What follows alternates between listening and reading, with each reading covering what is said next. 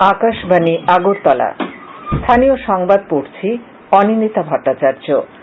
এখনকার বিশেষ বিশেষ খবর হল, জল জীবন মিশনে এখন পর্যন্ত রাজ্যের গ্রামীণ এলাকার ৩,৯০,৪৭৩টি বাড়িতে পানীয় জলের সংযোগ পৌঁছে দেওয়া হয়েছে। 18 নয়, এবার থেকে 17 বছর বয়স হলেই ভোটার তালিকায় নাম নথিভুক্তর আবেদন করা যাবে। নির্দেশিকা জারি নির্বাচন কমিশনের। গ্রামোন্নয়ন মন্ত্রক PMGSY 3-র আওতায় রাজ্যের জন্য 32টি সড়কের অনুমোদন দিয়েছে। চেন্নাইয়ের 44তম দাবা অলিম্পিয়াডের উদ্বোধন করলেন প্রধানমন্ত্রী। জল জীবন মিশনে এখন পর্যন্ত রাজ্যের গ্রামীণ এলাকায় ৩,৯০,৪৭৩টি বাড়িতে পানীয় জলের সংযোগ পৌঁছে দেওয়া হয়েছে। গত 1 জুলাই থেকে 26 জুলাই পর্যন্ত মোট ৩,৪৯৯টি বাড়িতে পানীয় জলের সংযোগ পৌঁছে দেওয়া হয়েছে। এর মধ্যে উত্তর ত্রিপুরা জেলায় 573টি, পশ্চিম ত্রিপুরা জেলায় 557টি, ঊনকোটি জেলায় 168টি, সিপাহীজলা জেলায় 459টি, ধলাই জেলায় 851টি, গোমতী জেলায় 525টি, খোয়াই জেলায় 189টি, দক্ষিণ ত্রিপুরা জেলায় 177টি সংযোগ দেওয়া হয়েছে। এদিকে আজ সন্ধ্যায় সচিবালয়ে সাংবাদিক সম্মেলনে পানীয় জল ও স্বাস্থ্য বিধানমন্ত্রী সুশান্ত চৌধুরী জানান, কেন্দ্রীয় সরকারের গ্রামীণ এলাকায় বাড়ি বাড়ি পানীয় জল সরবরাহ প্রকল্প জল জীবন মিশনে রাজ্যে ইতিমধ্যে প্রায় 53% বাড়িতে পানীয় জল পৌঁছে দেওয়া সম্ভব হয়েছে। আগামী ডিসেম্বর মাসের মধ্যে লক্ষ্যমাত্রা 100% পূরণে কাজ চলছে। এই প্রকল্প রূপায়ণে কেন্দ্রীয় সরকারের কাছে আর্থিক সহায়তা পাওয়া যাচ্ছে। গত মঙ্গলবার এই প্রকল্পের জন্য কেন্দ্রীয় জলসম্পদ মন্ত্রক রাজ্যকে আরও 166 কোটি টাকা দিয়েছে বলে তিনি উল্লেখ করেন। তিনি জানান, রাজ্যের 1176টি গ্রাম পঞ্চায়েত ও ভিলেজ কমিটির মধ্যে 29টি গ্রাম পঞ্চায়েত বা ভিলেজ কমিটি এলাকায় 100% বাড়িতে পানীয় জলের সংযোগ দেওয়া হয়েছে।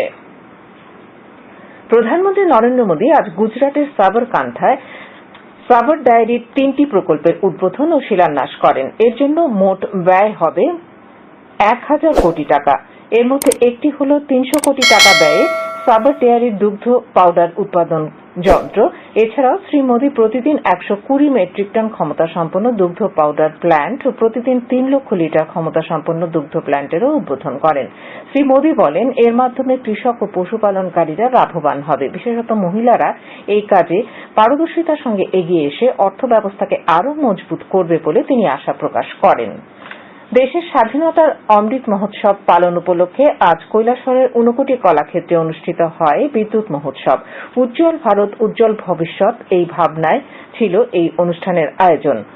ত্রিপুরা রাজ্য বিদ্যুৎ নিগম ও পাওয়ার গ্রিড যৌথভাবে এই কর্মসূচির আয়োজন করে। আজকের এই কর্মসূচির আনুষ্ঠানিক উদ্বোধন করেন ঊনকোটি জেলা পরিষদের সভাধিপতি অমলেন্দু দাস। তিনি বলেন, বিদ্যুতের উৎপাদন, সরবরাহ ও বন্টনের ক্ষেত্রে দেশের প্রভূত উন্নতি সাধিত হয়েছে। সার্বজনীন বিদ্যুৎ সংযোগ পৌঁছে দিতে দীনদয়াল উপাধ্যায় গ্রাম জ্যোতি যোজনা, প্রধানমন্ত্রী সহজ বিজলি হর ঘর যোজনা ও সৌভাগ্য যোজনা সফল বাস্তবায়ন হচ্ছে। উদ্বোধনী অনুষ্ঠানে ঊনকোটি জেলার অতিরিক্ত জেলা শাসক সত্যব্রত নাথ, মহকুমা শাসক প্রদীপ সরকার, পাওয়ার গ্রিডের জেনারেল ম্যানেজার অরবিন্দ দাস প্রমুখ ভাষণ দেন। 18 নয়, এবার থেকে 17 বছর বয়স হলেই ভোটার তালিকায় নাম নথিভুক্তর আবেদন করতে পারবেন ভারতীয় নাগরিকরা। আজ এই নির্দেশিকা জারি করেছে জাতীয় নির্বাচন কমিশন। নতুন নির্দেশিকা অনুযায়ী 17 বছরের ঊর্ধ্বে নাগরিকরা ভোটারদের তালিকায় নাম নথিভুক্তিকরণের জন্য যত দ্রুত সম্ভব রাজ্যগুলিকে যথাযথ পদক্ষেপ গ্রহণ করতে নির্দেশ দিয়েছে নির্বাচন কমিশন।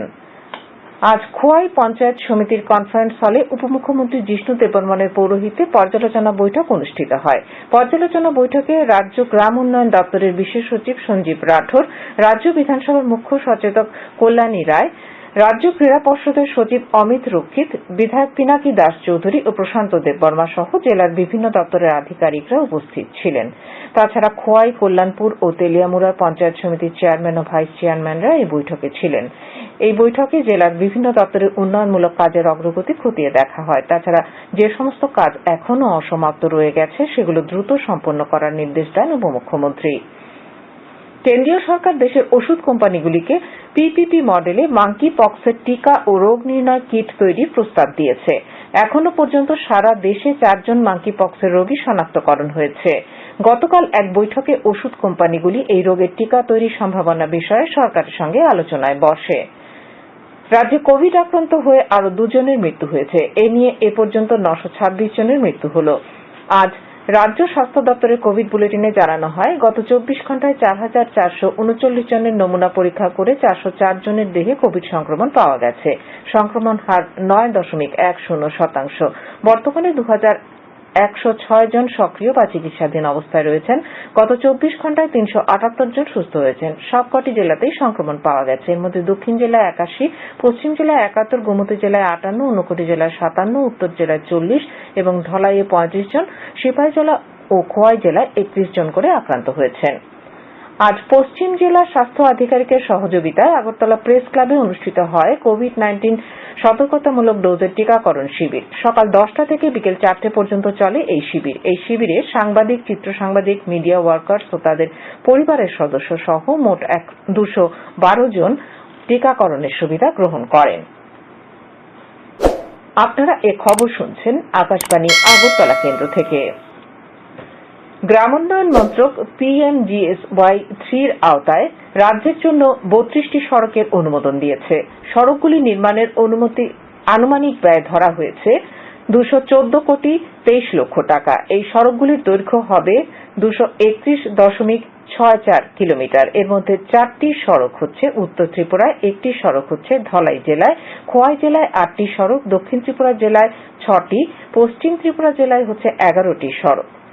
PMGSY-3 প্রকল্পে মূলত গ্রামীণ বাজার, শিক্ষা প্রতিষ্ঠান, হাসপাতাল, প্রশাসনিক হেডকোয়ার্টার ইত্যাদির সাথে জনবসতি সংযোগকারী বর্তমান গ্রামীণ ও মুখ্য সড়কগুলিকে উন্নত করার উপর জোর দেওয়া হচ্ছে।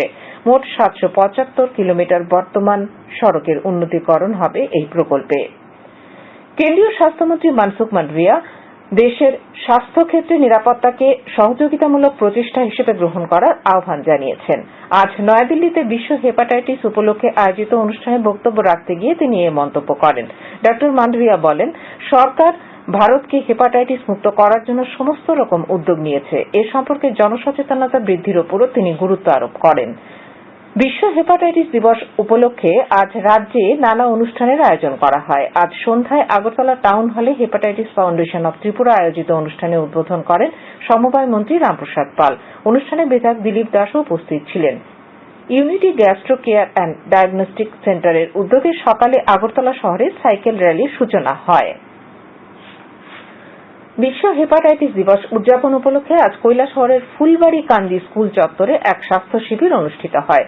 জেলা স্বাস্থ্য ও পরিবার কল্যাণ সমিতির উদ্যোগে আয়োজিত এই শিবিরের পরিচালনায় ছিল মুরাইবাড়ি প্রাথমিক স্বাস্থ্য কেন্দ্র। স্বাস্থ্য কেন্দ্রের ভারপ্রাপ্ত চিকিৎসক ডাক্তার সৌম্যজিৎ গুহ জানান, এখানে 124 জনের হেপাটাইটিস বি ও সি টেস্ট হয়েছে। তাছাড়া বিনামূল্যে স্বাস্থ্য পরীক্ষা ও ওষুধপত্র বিতরণ করা হয়েছে। প্রধানমন্ত্রী নরেন্দ্র মোদী আজ সন্ধ্যায় চেন্নাইয়ের জওহরলাল নেহরু স্টেডিয়ামে 44তম দাবা অলিম্পিয়াডের উদ্বোধন করেন। এই অলিম্পিয়াডে দেশ বিদেশের দাবাড়ু ও আন্তর্জাতিক গ্র্যান্ডমাস্টাররা অংশ নিচ্ছেন। উদ্বোধনী অনুষ্ঠানে তামিলনাড়ু রাজ্যপাল RN রবি ও মুখ্যমন্ত্রী MK স্ট্যালিনও উপস্থিত ছিলেন। কেন্দ্রীয় তথ্য ও সম্প্রচার মন্ত্রী অনুরাগ ঠাকুর এ প্রসঙ্গে বলেন, চেন্নাইয়ে এই সময় উপস্থিত থাকতে পেরে তিনি আনন্দিত বোধ করছেন।